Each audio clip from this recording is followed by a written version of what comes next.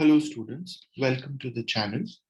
In today's video, we discuss words in context. This is a drill of 5 questions where we look at 5 questions that have vocabulary in them. So let's begin. Question 1. The singer had struggled initially but was now coming into her own. Her voice clear and precise. There was the sense that she had found her wings and meant to soar with them. So in any vocabulary question, you need to understand the context first. And here we are speaking of a singer performing before an audience. And the author says that she was struggling in the beginning, right? She was not finding her footing in the beginning. She was struggling. But now, as the performance continued, she was coming into her own, which is to say that she was getting more confident. She was getting more certain of what she was doing. Her voice clear and precise. There was the sense that she had found her wings and meant to soar with them. So here, the author has used a metaphor to describe the fact that, she was kind of not sure of where she was with her singing. But now, as the performance continued, she had found her toehold, her foothold, and now she was going to do really well. So what is the best replacement for the word sense? So let's look at the first option, definition. That doesn't make sense in this context because definition is how you define something, right? For example, the definition of a scientific term or any such contextual usage. So we are not using the word in that sense. We are not using it in the sense that it is defining something. We are rather saying that one got the feeling, one got the impression that, she was finally going to soar. To soar is to kind of fly high in the clouds, right? Which goes with the metaphor of wings. So A is not a good option. Intelligence. Again, intelligence doesn't fit the context because if I were to replace intelligence in the sentence, it wouldn't make any sense, right? There was the intelligence that she had found. That makes no sense. So option B is incorrect. Consensus. Consensus is used to define a decision that has been, to say that has been reached with the agreement of several individuals, right? So, for example, there were many disagreements within the committee, but we finally reached a consensus, which is to say that we finally agreed on something.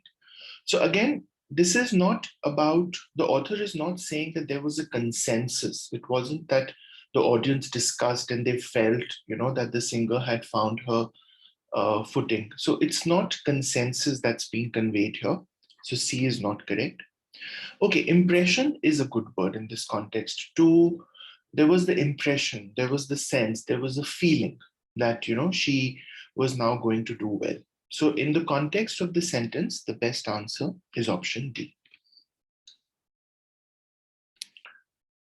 Okay, question 2. It is no disrespect to the political leader's legacy to acknowledge the misuse and overquotation that his most iconic speech has suffered since his death. So here I'm speaking of a political leader and I'm saying that his most iconic speech has been misused and overquoted since the politician died. And it is no disrespect to his legacy to acknowledge this fact, right? His speech was iconic, his speech was great, but it has been misused. It has been overquoted since his death.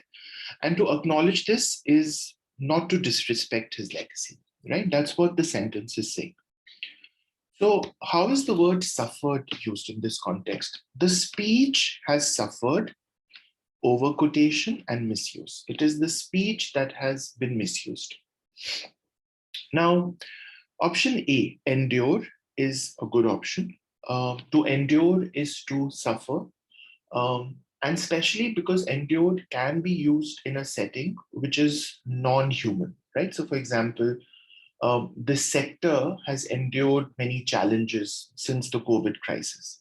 So I'm talking about a sector, I'm talking about an industry, right? So it is possible to use the word endure when we talk about suffering in a non-human context. So I like endured. Okay, felt. Felt is a very human word, right? You feel something. So a speech could not have felt misuse, right? Misuse was done to the speech. The speech was overquoted. So this doesn't make sense. Okay, lament. To lament is to kind of, what's the best way to explain this? So for example, he lamented the um, he lamented the death of letter writing, right? Which is to say that he missed letter writing and he was upset that nobody wrote letters anymore now that email was here.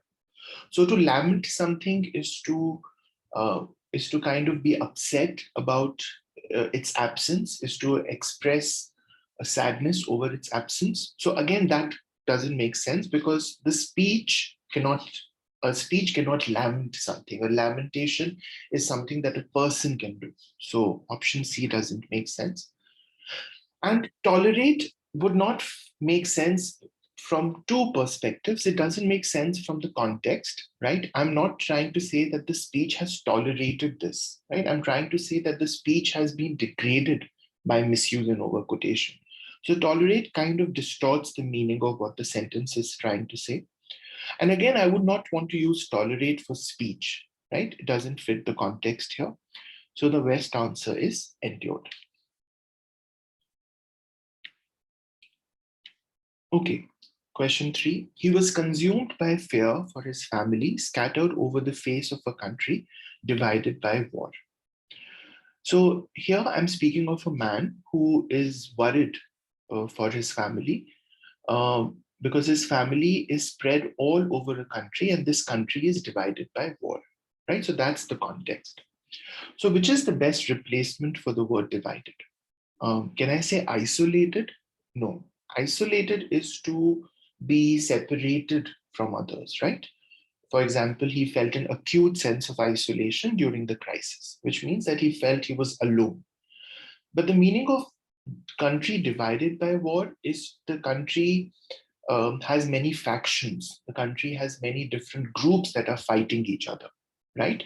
So isolated doesn't fit the context here, so I'll cancel it.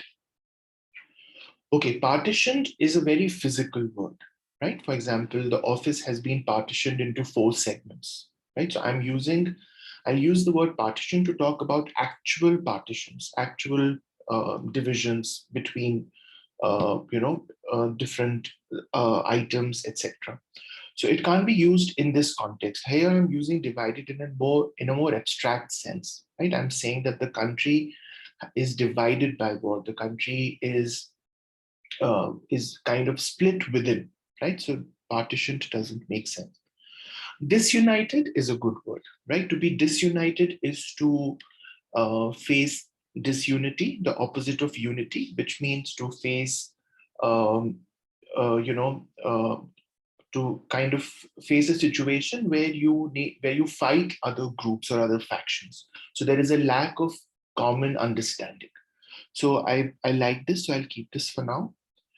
And separated by war doesn't make sense in this context, right? I'm not saying that the country was separated or isolated from others. I'm saying that it was divided within. It was divided internally by war.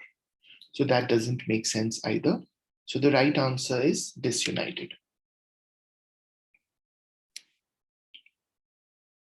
Okay, question 4. Enrico Fermi, the man who ran the first nuclear reaction ever controlled by human beings, believed the possibility of another technologically advanced civilization in the known universe unlikely. Okay, so here I'm speaking of Fermi, who was a scientist, and he ran the first nuclear reaction controlled by human beings, right? So we are kind of presenting him as this person who did this really technologically advanced thing. He ran the first nuclear reaction. And he believed that the possibility of another technologically advanced civilization was unlikely, right? So we are presenting his views on the unlikeliness of another technologically advanced civilization in the universe by kind of presenting him as a sort of authority on this subject because he himself did something that was technologically advanced. So what is the best replacement for the word ran in this context, right? So it definitely can't be fled. I'm not saying that he physically ran away, right? That's not what I mean in this. So to flee is to run away from a situation, so it can't be that. Accumulate is to kind of gather things, right? And that's not what I'm trying to say in the sentence. I'm trying to say that he was the person who managed or who ran the operations of the first nuclear reaction, right? He was like the chief who undertook this task. So accumulated doesn't make sense. To traverse is to go from one place to another, right? To travel or to cover a distance or to cover a journey, right? So again, that doesn't convey the sense of supervising or running something. So C doesn't make sense. Option D is a good answer, right? When I say he ran the first nuclear reaction, I'm saying he managed it, he supervised it. He was the person who was responsible for it. So option D is the best answer.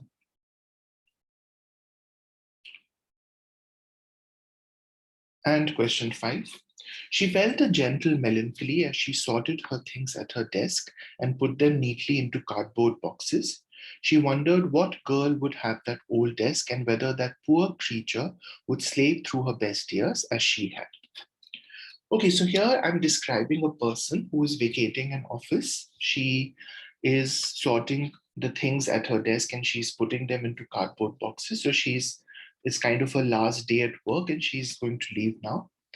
And she then wonders which person would take her place, right? Somebody would replace her, would take her place. And she wonders whether that poor creature would slave through her best years as she had. So the passage has a tone of regret, right? The character whom we are talking about feels that she has slaved through her best years. She had to slave through your best years is to kind of keep working at something without adequate reward, right? So she has done that in her best years and she regrets doing that. And she wonders whether the new person who would replace her would also face a similar future. So I should be able to understand from the way it's written that this poor here refers to, she's trying to kind of say that, I feel bad for that person. I feel bad for this person because I worry that she would also slave through her best years as I have, right? So I need to look for a word that captures that. And the word pitiable actually does capture that, right? Pitiable is something that you would feel pity for, whose situation is something you feel bad for.